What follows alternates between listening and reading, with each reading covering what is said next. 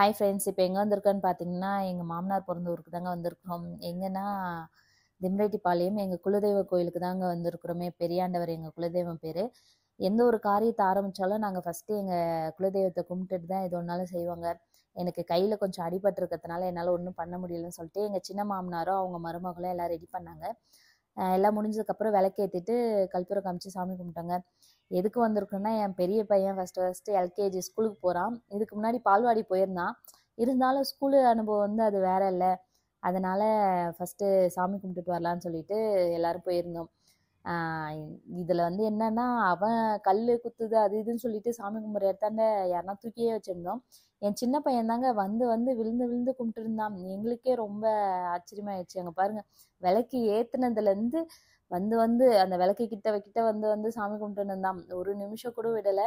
அப்புறம் விழுந்து கும்பிட்றது என்ன, இவன் வாடா வாடான்னு நாங்கள் கெஞ்சி கூப்பிட்டு இருந்தோம். ஆனால் இவன் அதெல்லாம் இல்லை, அவன் மாடுன்னு கும்பிட்டு இருந்தான். இவன் இங்கே மட்டும் இல்லைங்க, எங்கே எந்த சாமி சிலை பார்த்தாலோ இல்லை சாமி பாட்டு கேட்டாலும் உடனே கையெடுத்து கும்பிட்டுருவான்.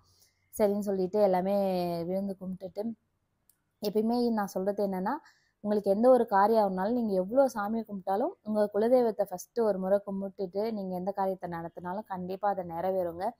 மனசு விடாமல் உங்கள் குலதெய்வத்துக்கிட்ட வேண்டிக்கோங்க.